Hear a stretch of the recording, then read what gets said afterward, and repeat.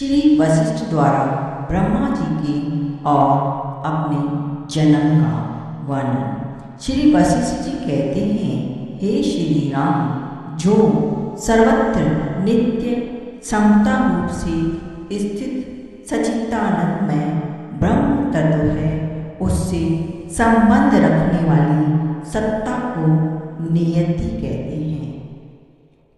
वही नियंता की नियंत्रण शक्ति है तथा नियंत्रण में रहने वाले पदार्थों में जो नियंत्रित होने की योग्यता है वह भी सत्ता ही है। अब मैं उस सात गर्भित संहिता का वर्णन करूंगा जो इहलोक तथा परलोक की सिद्धि के लिए परम पुरुषार्थ रूप फल प्रदान करने वाली और मोक्ष के उपायभूत साधनों से संपन्न है, उसे तुम सावधान होकर श्रवण करो। प्राचीन काल की बात है, सृष्टि के आदि में परमेष्ठि ब्रह्मा ने इस मोक्ष कथा का वर्णन किया था। यह संपूर्ण दुखों का विनाश करने वाली है और बुद्धि को परम शांति प्रदान करती है। सारे विवेकशील पुरुषों के साथ इस मोक्ष कथा को सुनकर तुम उस दुख रहित सच्चिदानंद में परम पद को प्राप्त कर लोगे, जहाँ पहुँच जाने पर पुनः विनाश का भय नहीं रह जाता। श्री राम जी ने पूछा, हे ब्राह्मण, पूर्व काल में ब्रह्मा जी ने किस लिए इस कथा का वर्णन किया था और आपको इसकी प्राप्ति कैसे हुई? हे प्रभु, यह वृत्तांत मुझे बताइए। श्री वशिष्ठ जी ने कहा, हे श्री राम, परब्रह्म परमात्मा सर्वव्यापक सबका आश्रय स्थान, नित्य चेतन, अविनाशी, समस्त प्राणियों में प्रकाश स्वरूप से वर्तमान और अनंत विलासों का एकमात्र अधिष्ठान है। प्रकृति की साम्य अवस्था तथा विषम अवस्था में भी वह निर्विकार रूप से स्थित रहता है। इसी परमात्मा से विश्व का प्राकट्य हुआ।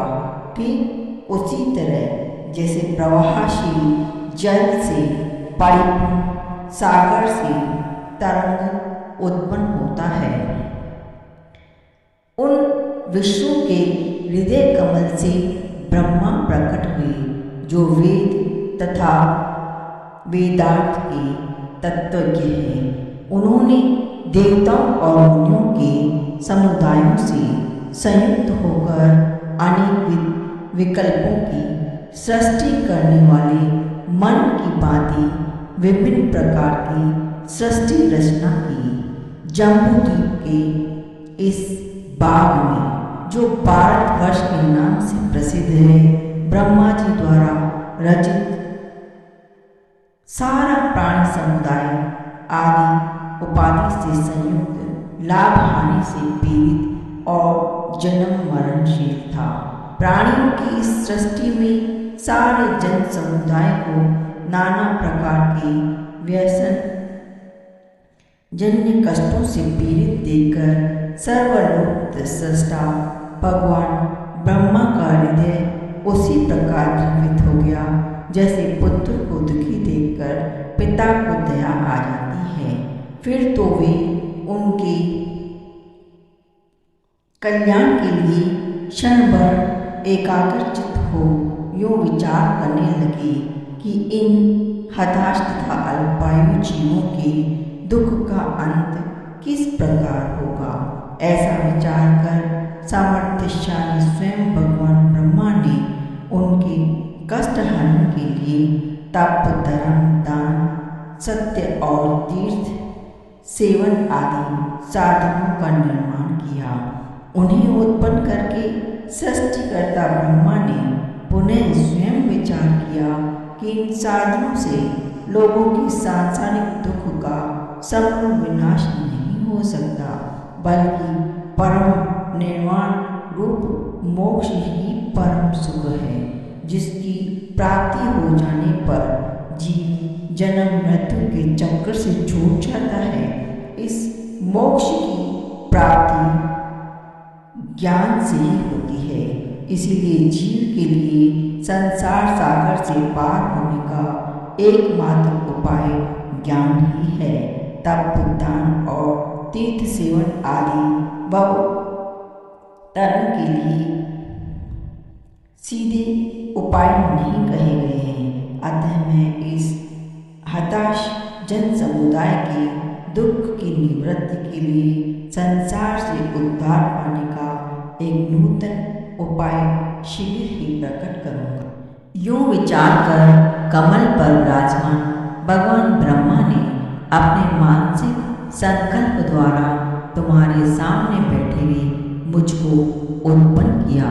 हे निष्पाप श्री राम, जैसे एक तरंग से शीघ्र ही दूसरी तरंग प्रकट हो जाती है, उसी प्रकार मैं भी अनिर्वचनीय माया से उत्पन्न हुआ। फिर तुरंत ही अपने उन पितृदेव के समीप जा पहुंचा, जिनके हाथ में कमंडल और रुद्राक्ष की माला शोभा पा रही थी। मैंने नम्रता पूर्वक उनको प्रणाम किया। उस समय मैं भी कमंडल और रुद्राक्ष की माला से संयुक्त था। तब बेटा यहाँ आओ, मुझसे यूं कहकर उन्होंने अपने आसनभूत कमल के ऊपरी पत्ते पर श्वेत बादल पर बैठे हुए चंद्रमा की भांति मुझे अपने हाथ से पकड़कर बैठा लिया। फिर मृग चर्म ही जिसका परिधान था, ऐसे मुझसे मृग चर्मधारी मेरे पितृदेव ब्रह्मा जी ने कहा, बेटा जैसे चंद्रमा में कलंक प्रविष्ट होता है, उसी प्रकार वायु के समान चंचल अज्ञान दो घड़ी के लिए तुम्हारे चित्त में प्रवेश करे। यूं पिता द्वारा अभिषिक्त हुआ मैं उनकी संकल्प के अनंतर अपने संपूर्ण शुद्ध स्वरूप को भूल गया। फिर तो मेरी बुद्धि तत्व ज्ञान से रहित हो गई और मैं दुख शोक से संतप्त हो दीनता को प्राप्त हो गया। उस समय में हाय बड़े कष्ट की बात हुई। यह संसार नामक दोष मुझे कहाँ से प्राप्त हो गया। यूं हृदय में विचार करके चुपचाप बैठा रहता था। मेरी वह दशा देखकर मेरे पिताजी ने मुझसे कहा, बेटा तुम क्यों दुखी हो रहे हो? अपने इस दुख के नाश का उपाय मुझसे पूछो।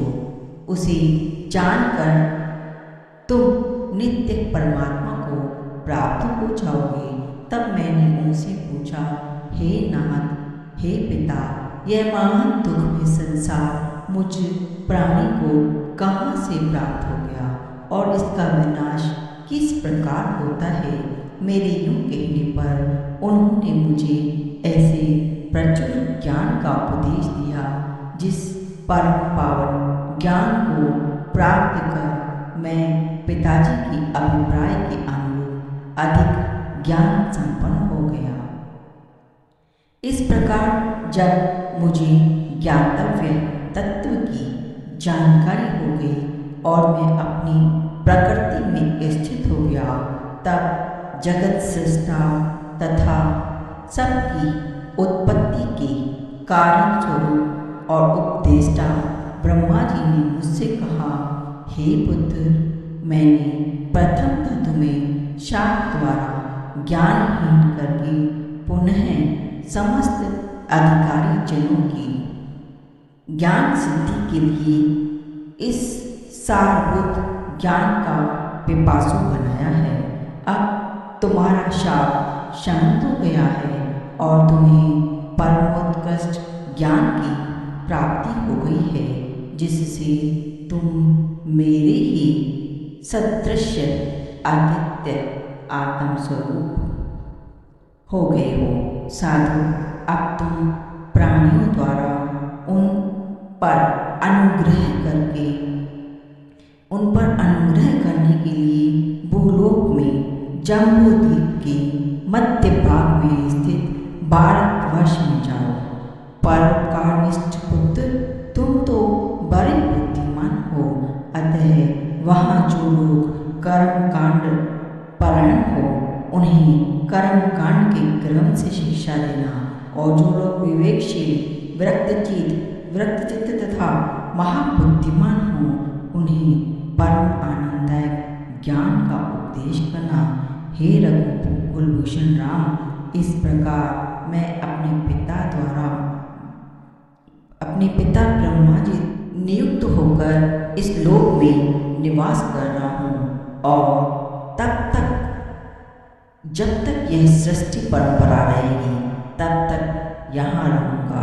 जिस प्रकार भगवान ब्रह्मा ने मुझे यहाँ आने का आदेश दिया, उसी प्रकार उन्होंने सनातन, सनत कुमार तथा नारद आदि अन्य बहुत से महर्षियों को भी यह कहकर प्रेरित किया कि तुम लोग भारतवर्ष में जाकर पवित्र कर्मकांड तथा ज्ञान कांड के उपदेश द्वारा वहाँ के निवासियों का जो अंतःकरण के अज्ञान रूपी रोग की वशीभूत होकर महान कष्ट भोग रहे हैं, उनका उद्धार करो।